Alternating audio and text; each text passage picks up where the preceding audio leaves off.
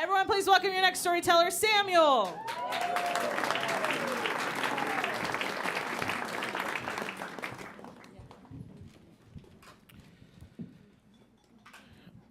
Cancerland is governed by risk. In Cancerland, risk is emperor, it's king, it's dictator. Cancerland holds the deed to the castle. Everybody else is a serf. In Cancerland, risk is like Kim Jong-un. He's in everybody's house. He's always watching, and everybody's afraid of him.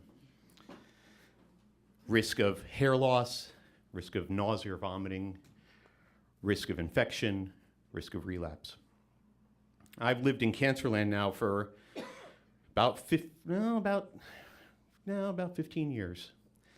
And I've had a couple of jobs, good jobs in Cancerland. My first job, I was a pediatric oncologist, which is not nearly as bad as it seems. It's actually a great job because you see people at the nadir of their lives, and you have an opportunity to help them. You diagnose their disease. You come up with a treatment plan. But in Cancerland, risk is always king, and we pay him his due. And so we describe risk, and we quantify risk, and we elaborate on risk, and we detail risk. You have an X% chance of a reaction to this medicine, or a Y% chance of an infusion reaction, or a Z% chance of the drug not working. And a lot of times people have no choice but to take these risks, because what's the alternative? Well, there's a 10% chance that you could have an infusion reaction, or you could skip the medicine and then you could die. So everybody takes the risk.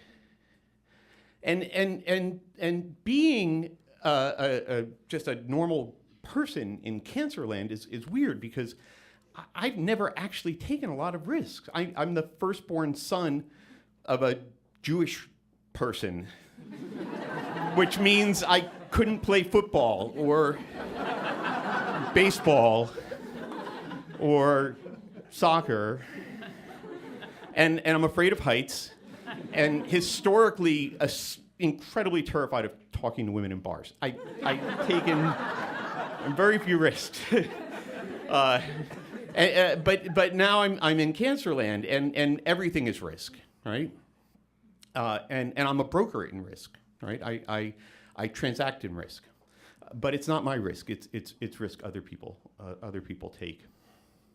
Allison was a 17-year-old when I first met her and her family. She's this bubbly, alive senior in high school, perfect parents, both high school teachers, a kid sister who they would butt heads, but they loved each other. It was a wonderful story, and Allison shows up with a leukemia that is typically found in 65-year-old people. Very bad disease. And at the time, in 2005, there was really only one treatment, which was to do a bone marrow transplant. But now there was this new medicine, this pill called Gleevec. It was on the cover of Time magazine, this miracle pill for cancer. And so we said to Allison, we've got these two alternatives. We've got competing unknowns and competing risk here. We could transplant you, and you could potentially be cured, but there's a 5% chance you could die and a 10% chance of about 1 billion other bad things happening. Or we could give you this pill, and you could take this, and you're probably not going to die right away. It's probably going to make you better, but you could relapse later, or you could become resistant, or the pill could keep you from being eligible for a transplant, and we don't know how long it works. And so this was an excruciating scenario of competing risk. And so I offered a treatment plan that was the definitive treatment plan to take her to transplant. And she said she wanted to do this. She wanted to not be a patient anymore. She went off for a year of college, and we managed her disease, and then she came back and she said, I want to do this because I don't want to be a sick person anymore. And so we transplanted her, and 3 months later, in her bone marrow, no disease, completely and totally free of disease, which was great. And then 6 months later, she shows up, and she's got muscle pain, and she's got difficulty breathing, and she's increasingly weak. And this list of horribles just gets longer and longer, and I was there when she couldn't breathe anymore and we had to intubate her and take her to the intensive care unit. And I was there every day for 6 weeks as she just got sicker and sicker. We couldn't find a reason. And then I was there when she crashed in the middle of the night, and I was there to pronounce her dead, and I was there at her autopsy, and I was there at her funeral.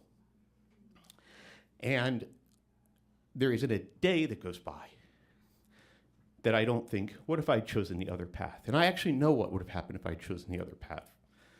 That drug, Gleevec, has kept people in remission for now 10, 12 years, to the point where it cures some people. And I live with that now. My second job in Cancerland is the one I have now. I actually develop new cancer drugs. That's my job. And I specialize in these first time in human studies where we put new molecules into people for the very first time. And the point of my telling you this is that when you go see your doctor or when you take a pill, there is somebody there who knows that they have burdened you with this risk for whatever decision you come to them for, whatever pill you take. And they carry that risk around with them because sometimes it doesn't work. Sometimes things go wrong. And every day I go to work and I try to remember the competing risks. I try to remember what a gift it is to be able to do the things that we do in Cancerland, to try to do my best. And I'm not alone. There are many others like me who do this. And I just hope, we all hope that every day when we come to work, we do right by the people in our lives like Allison.